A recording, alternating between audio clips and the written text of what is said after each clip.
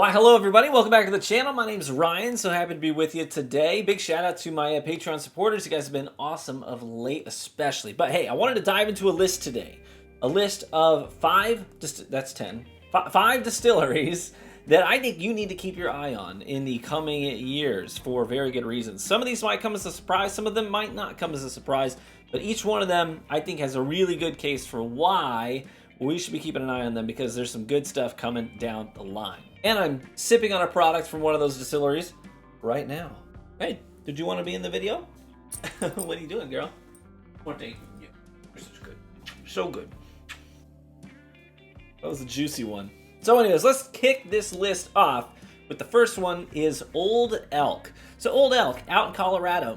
You might be thinking, hey, why do we need to keep an eye on them? Aren't they already like doing some decent stuff? I feel like I don't hear enough chatter about Old Elk. They do some amazing stuff. And some people might be saying, hey, time out. Aren't they just sourcing stuff from MGP? Yes and no. There was a lot of sourcing from MGP initially. But here's the thing. They stole Greg Metz from MGP.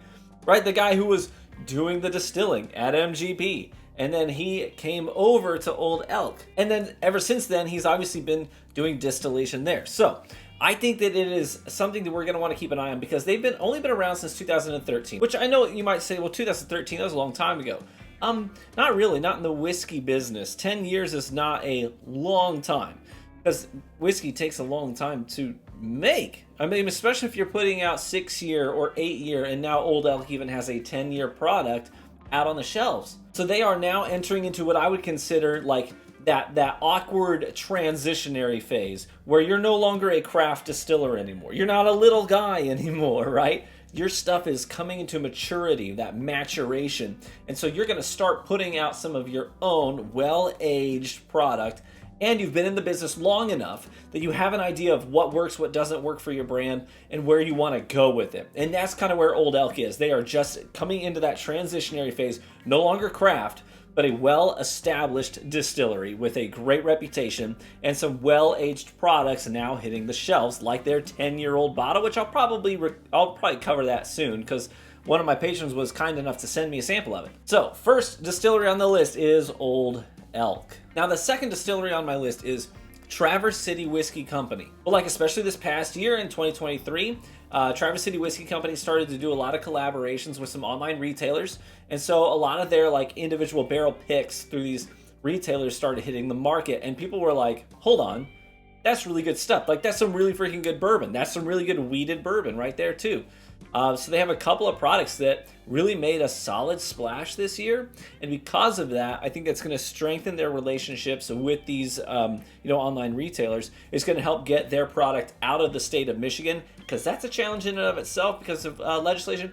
So now that as their product is starting to make the rounds in the United States a lot more, and people are going to have more access to it, people are going to start to really understand, hey, hold up, this is actually good stuff.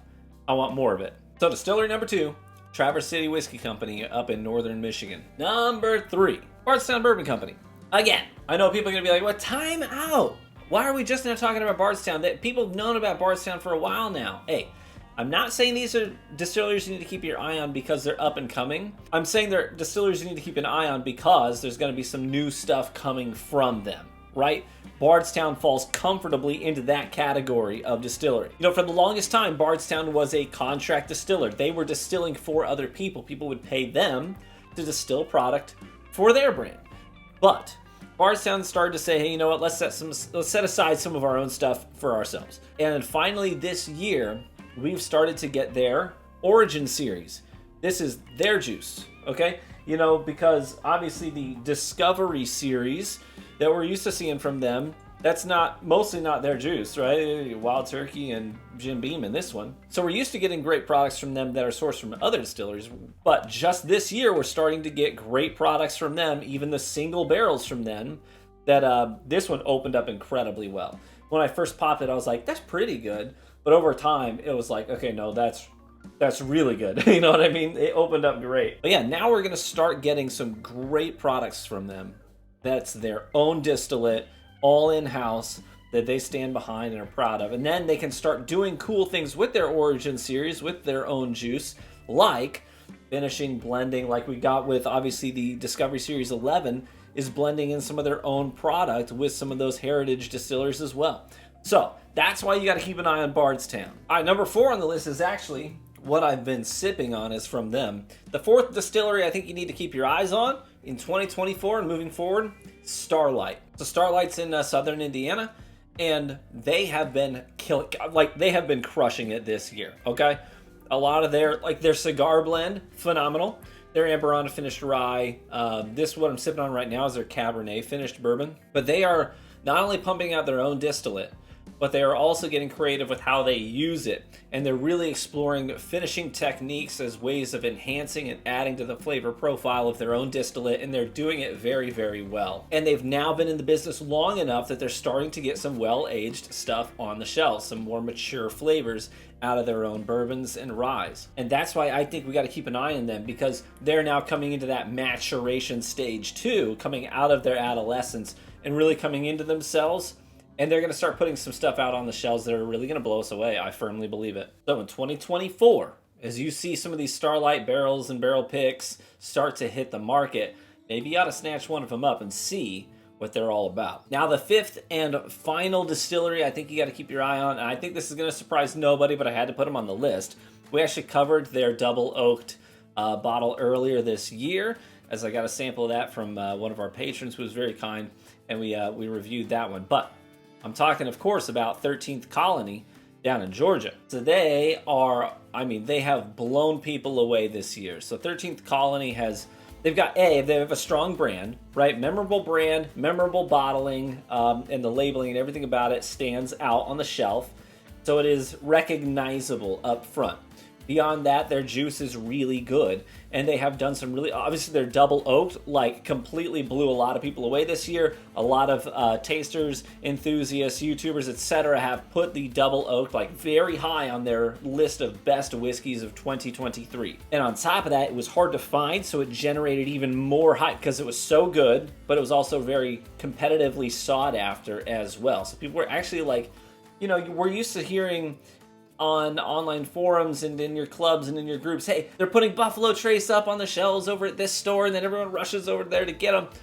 You don't get a lot of that with craft distilleries, but 13th Colony was the exception to that rule. People were getting online and letting people know where bottle dumps were happening, you know what I mean, when it was getting stocked on shelves for 13th Colony stuff. So you got to keep your eye on 13th Colony. Why? Because now they have obviously generated a lot of hype around their brand. So there's that pressure to perform, to deliver. Beyond that, they also generated a lot of capital this year because of how good their product was.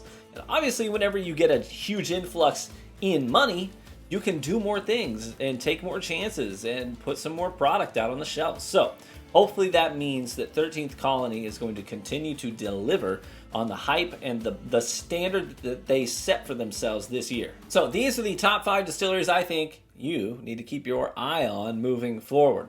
And you'll notice I excluded a lot of companies, a lot of brands that people really like right now. I've got Lucky 7 right there, or RD1, a lot of other brands that generated hype this year. But it's really hard for me to get on board with saying, hey, these are really top-notch brands if you're not making your own juice. I think that there are some exceptions to that rule. Obviously, Penelope has done an incredible job at making a strong brand without distilling their own juice. But for a lot of these, it's like there are so many craft distilleries that are popping up these days that are just buying other people's distillate and finishing it in different ways. And I think that is it's a great way to get your foot in the door, but there's not a lot of longevity in that, because with how many brands are opening up and doing that exact same thing, the problem is there are only a certain number of contract distillers out there. And so there are times where, I'll drink a bottle of Nulu that's $120, and I'm just like, it just tastes like the same MGP juice I got for $60 from this other brand. And so I think that is a dead-end road if that's the only thing you've got going. So a lot of these distilleries have started to move away from sourcing eventually. They source initially because they got to they have to generate revenue Obviously, opening up a distillery is a challenge because selling whiskey means you have to wait for your whiskey to be ready. So it's not as easy as, oh, I'm going to start a distillery and put out product this year. I mean, you can't really do that unless you are sourcing whiskey until your own juice can get out there. And the brands that I'm recommending today are the ones that have done that successfully. They came through that phase, they established their own identity, now they're making their own juice and doing it very well. Let me know if there are any distilleries you think that I missed and you want to add to the list. Otherwise, cheers. Thanks so much for stopping by the channel today. Hey, if you enjoyed the video, please leave a like on it. Leave a comment for me. Engagement like that drives up algorithm love with YouTube. And that's been why the channel's been growing lately, is all because of you guys. Thank you so much for the support that you've shown me. Hey, get involved in our Discord, totally free. Check the link in the description. Get in there and chat with us about whiskey. And we even try to do some fun stuff from time to time in there too. So would love to see you come by and say hello. And feel free to check out the Patreon as well. You can join for as little as $1 a month. So cheers. May you live richly and get better with age. And I hope to catch you in the next video. Bye-bye.